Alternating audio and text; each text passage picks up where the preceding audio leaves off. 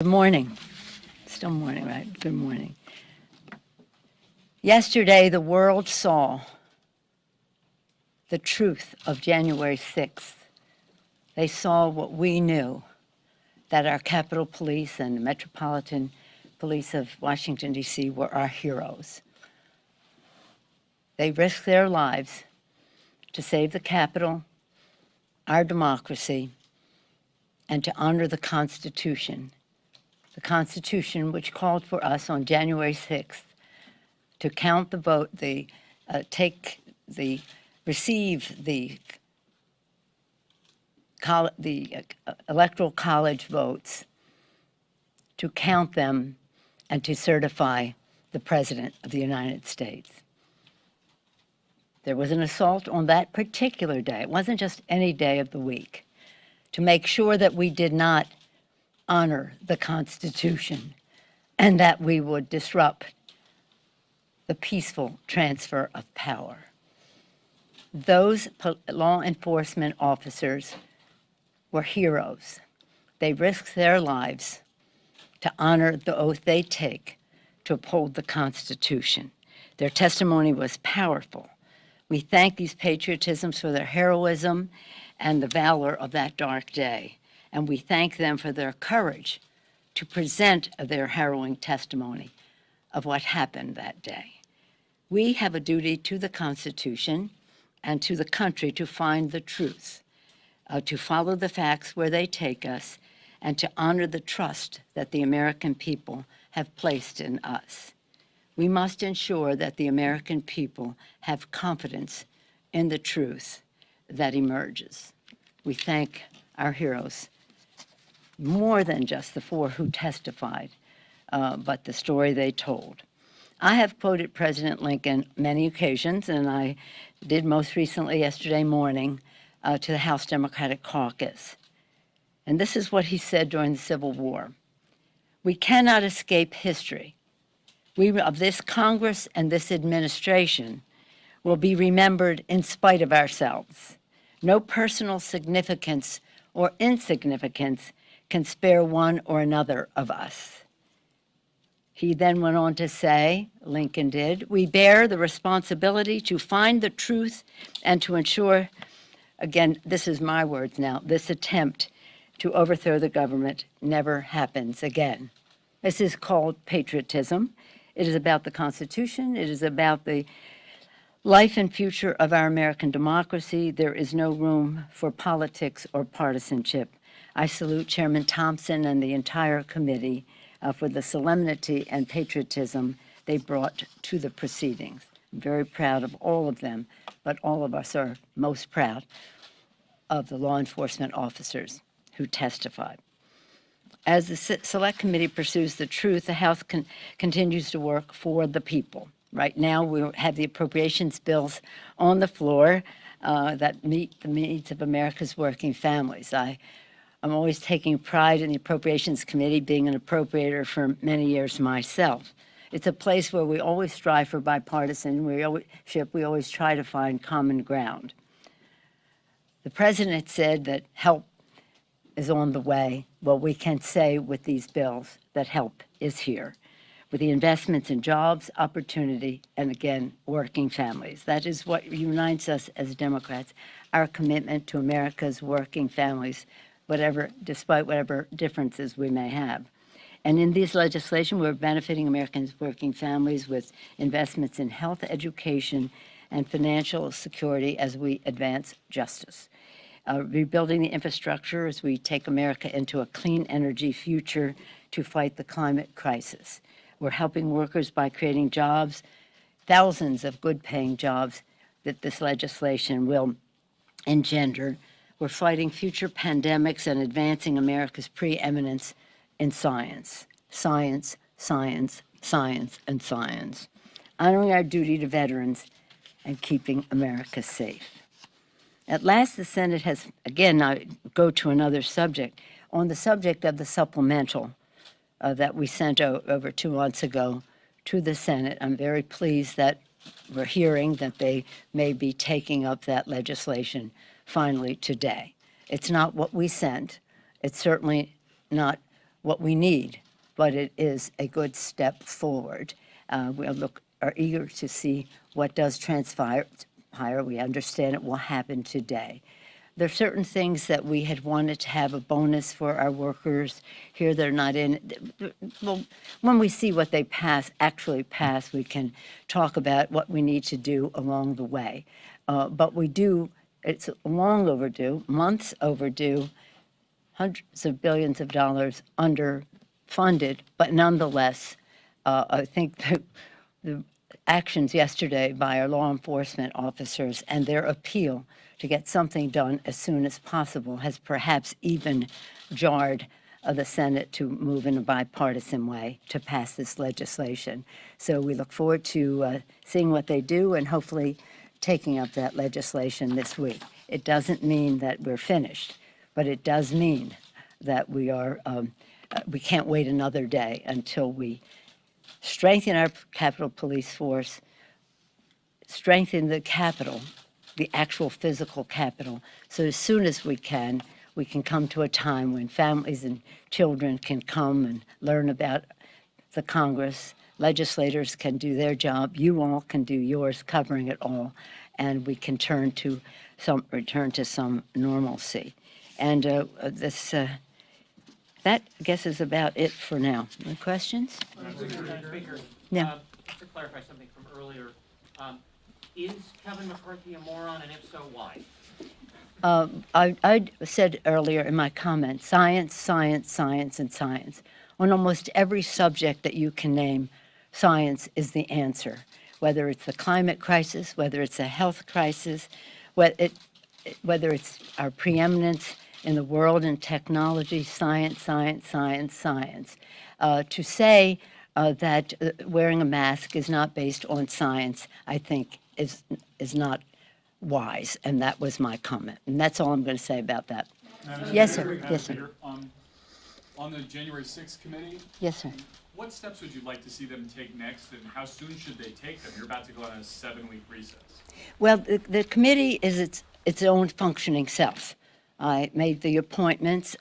We understood what our purpose was. We passed the legislation to establish it, but they will make their determination in terms of time, place, and circumstances, as we heard from the officers yesterday. That's how you make a judgment. And so they will make those decisions. I'm not involved in those decisions at all. You did take some political backlash for the idea of how long this might go, the idea that it would bleed into next year. Would you like to see them move expeditiously? Well, what you may call political backlash is welcome to my world. That's every day on every subject. I barely notice. But no, I mean, they will take the time that they need.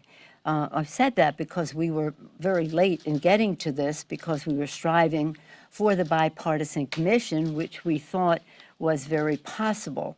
It was something that we yielded on every score in terms of makeup, who's on it, process, who can subpoena, and timing. And they wanted it we wanted it by the end of March, they wanted end of December, fine. And that was even a source of questioning with the Senate. They wanted clarity about when that would be. So, but now a few months have gone by since all of this discussion happened. They will take the time they need, follow the facts where they take them, and do so in a way that is worthy of our Constitution as we protect and defend it. So it's not about wanting to make it last long. No, it will take as long as they decide in terms of the need of time to follow the facts. But I'm not in that. They made the decision, and I salute them. And they went right out. Perhaps you were there when they went out and said, we're going to have our first hearing, and we're going to focus on the law enforcement officers.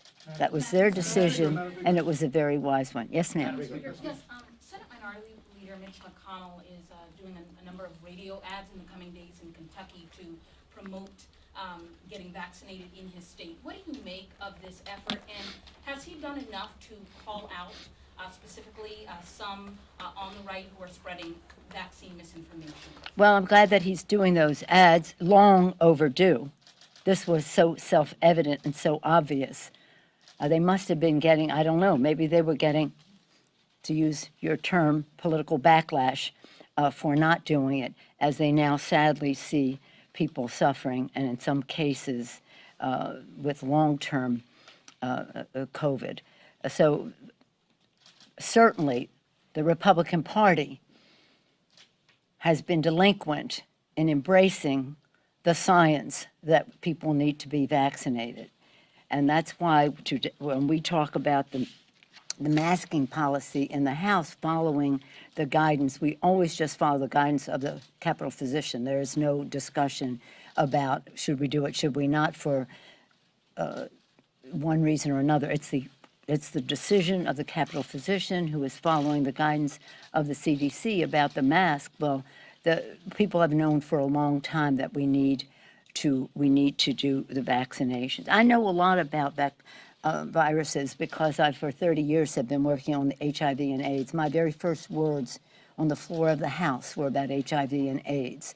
And what I can tell you is, if I thought 30 some years ago when I took the oath that day and spoke about AIDS, then in the next minutes after that, in a special election, it was a special swearing in. If I had thought then that we would not have a cure for AIDS 30 years some later, I would not have possibly believed that. We have quality of life, we have good therapies, we have good care, we have good prevention, but these viruses are very resourceful. They just mutate as they see fit.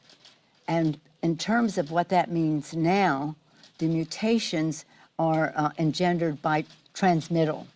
So the more people who are vaccinated, the less transmission, the less mutation, the less challenge for how do we deal with this new variant. So long overdue, but always welcome in terms of the leader taking out ads. I'm so happy for the people who will be getting that message, who for some reason or other may have thought that politicians know more about science than scientists. Madam Speaker, the select committee for a moment. Yes, sir. A number of members of Congress have been identified as potential witnesses. If those members are called and they refuse to testify, what message would that send? And what steps would the majority take to compel that testimony, perhaps fines or something like that? Perhaps I wasn't clear enough. This is the work of the Select Committee. They will make determinations as to where the facts will take them. They have said everything is on the table, I've seen in their public statements. In their public statements. That's how I know that. I saw it in their public statements. So I would not be a party to any of those decisions, so I could not tell you what they might decide should members not participate. Isn't this a matter of the full House, though, that members being called before a proceeding to testify, that they should observe those obligations? Well, the question is about the power of subpoena, and they do have the power of subpoena. But let's just see where they go rather than speculate on a place they may or may not go. I don't know. And then we'll go from there.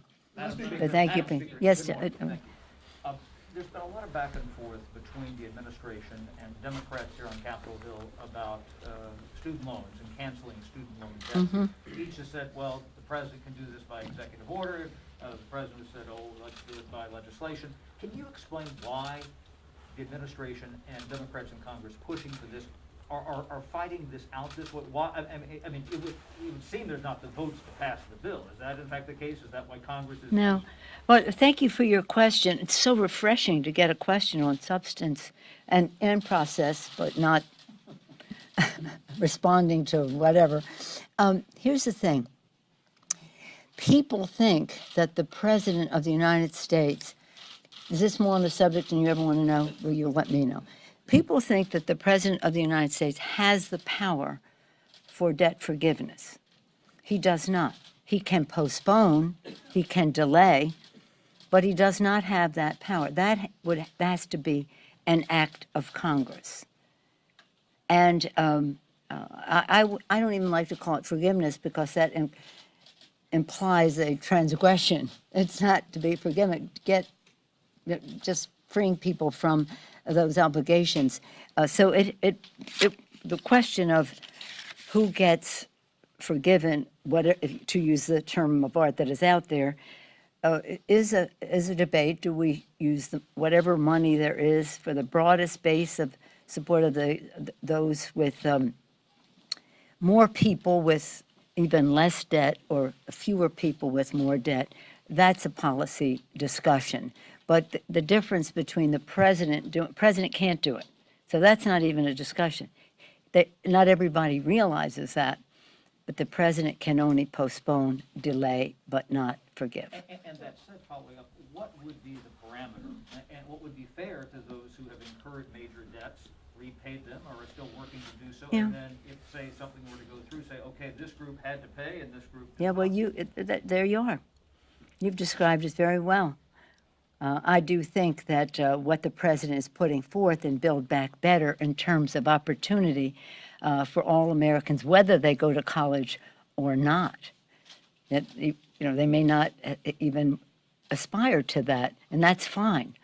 And that's fine, but we do want to give them vocational training or other opportunity so they can reach their fulfillment as well. So this is a broader discussion, but it is it's not one that we're going to solve right here and now. But that would be an attitude that people would have. But even take it on top of that, suppose your family was not, your child just decided they want to, at this time, not want to go to college, but you're paying taxes to forgive somebody else's obligations. You may not be happy about that. But you know what? We want all of our kids to reach their fulfillment. To the extent that they want to go to college, we do not want them to be prohibited from doing that for financial reasons. I've had high school students come in here and say with their grades, they're able to be accepted in the Ivy League here and there, but their family's economic situation does not enable that to happen because they have to stay close to home to work, to be part of the family situation. So what we'd like to do is have an economy that is fair, that gives opportunity, and does not hold anybody back because of financial reasons. And again, how some people may view the relieving people of this obligation has to be viewed in a fair way, where we have something that gives opportunity. That's the big word, opportunity, to all of America's families. Yes. On infrastructure, Yes, there's yes. talk in the Senate that there's a bipartisan deal Yeah. within reach with the White House.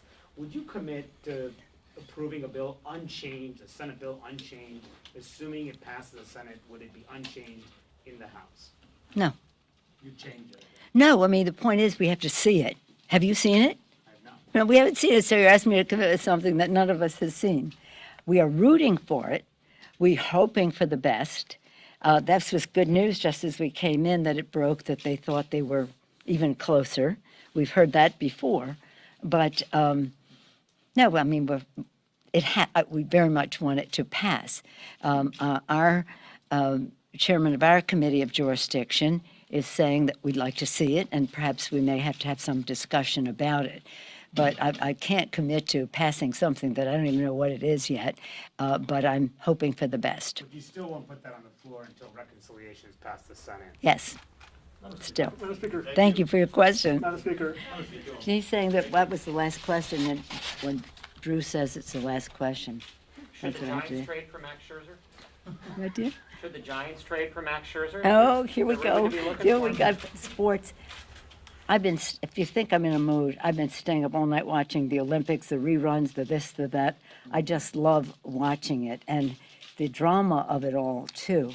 But God bless our athletes we admire them for their skill and their discipline and their focus and their talent. And we admire them as athletes, but we admire them as people for having the strength to walk away from all of that.